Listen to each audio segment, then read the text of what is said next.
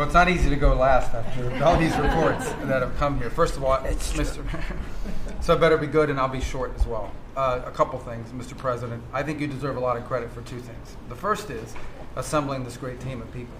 Some of whom I've known for a long time, others who I've gotten to know during this period of time, but putting together a team, not just of talented individuals, but that work well together, is something never going to be reported on in the media or fully seen, but it happens every single day. For the most part, I interact with almost everyone around this table at some level, and because of Secretary Kennedy, I'm afraid to eat anything. So in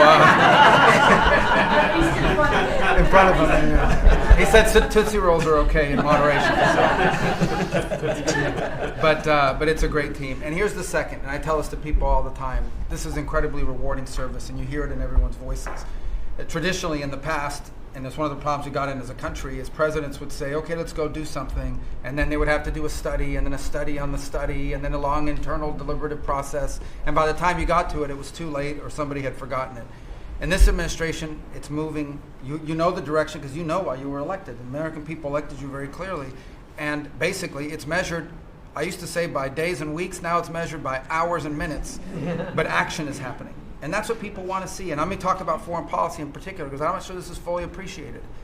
This president inherited 30 years of foreign policy that was built around what was good for the world. In essence, the decisions we made as a government in trade and foreign policy was basically, is it good for the world? Is it good for the global community? And under President Trump, we're making a foreign policy now was it good for America? I was appointed by you and confirmed by the Senate to be the head of the United States Department of State. Not the World Department of State, not the Global Department of State, the United States Department of State. And what that means is our foreign policy is guided by three things. Does it make America stronger? Does it make America safer? And does it make America richer? If something doesn't do one of those three things, and hopefully all three of those things, we're not doing it.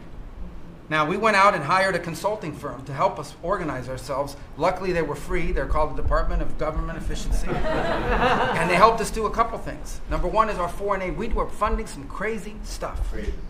Crazy stuff.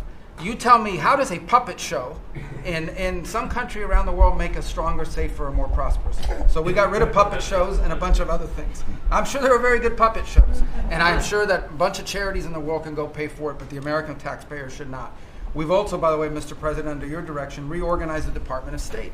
We had offices within offices within offices that didn't even know they existed themselves, not to mention the rest of them. And so we've begun to reorganize that as a way to be able to empower our embassies and our ambassadors and our regional bureaus to do what many of them signed up to do. We have a great team of ambassadors you've appointed.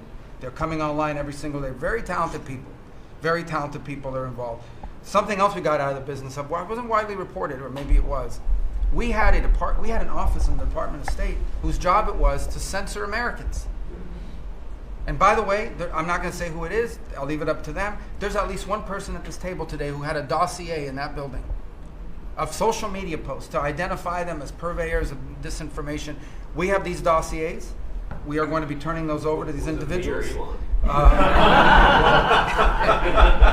can follow up with the media. Well, we are going to turn over these dossiers to the individuals, and they'll decide whether they want to disclose it or not. But just think about the Department of State of the United States had set up an office to monitor the social media posts and commentary of American citizens to identify them as vectors of disinformation, when we know that the best way to combat disinformation is freedom of speech and transparency. And so that's what we're going to be in the business of doing. We're not going to have an office that does that. Beyond that, Mr. President, and this I'll move quickly because this has been a team effort, we have gone to countries all over the world and said, hey, you want good relations with the United States? You need to take back your people that are here illegally. And we've had historic cooperation. Beyond that, and I say this unapologetically, we are actively searching for other countries to take people from third countries. So we are actively, not just El Salvador, we are working with other countries to say, we want to send you some of the most despicable human beings to your countries. Will you do that as a favor to us? And the further away from America, the better, so they can't come back across the border. I'm not apologetic about it. We are doing that. The president was elected to keep America safe and to get rid of a bunch of perverts and pedophiles and child rapists out of our country. Here's something else we've done. We stopped giving student visas to people who are coming here to burn down our universities and take over libraries and harass people. Why are we giving student visas to people who are coming here to create disruption? And we've taken away the student visas of people that are come here to do that. It's simple. If you're coming to America to start riots, we're going to take away your student visa. And by the way, every country in the world that I travel, 14 countries in 14 weeks, you know what they all say to me? Yes, that's what we would do too. So the only people who seem to disagree with us are a handful of federal judges and a bunch of crazy people who get paid to write and report. So anyway, we're getting rid of that. Now here's some good news. We're going to have the World Cup, the FIFA World Cup, the FIFA Club Cup, and then we're going to have the Olympics. So we have to have a Consular Affairs Bureau. We have very good, talented people there, but we are going to infuse technology, again, working with our consultants, to be able to, millions of people are coming into this country for this. But we've done it to improve customer service. For some of us who served in Congress recognize that about a year and a half ago, we had a meltdown under Biden. You couldn't get a passport. You have people calling, I have a cruise on Friday, my passport expires. In the month of March, we processed 2.78 million Americans, their passports. That is the historic, it's the largest single month processing of passports ever, and we think it's a good way to build the momentum to be able to do the visas. Two last points I want to make. We have a great team that you've built. I want to especially acknowledge Steve Woodcock. This is a person that doesn't have to be doing what he's doing. He has a very good life in Miami, my hometown as well. He has worked incredibly hard, has done it without any agenda, and we need to acknowledge him. I want to acknowledge Mr. Boulos as well, who did something really great last week. They told us this war between the Democratic Republic of Congo and Rwanda is intractable. It can never happen. It will never happen.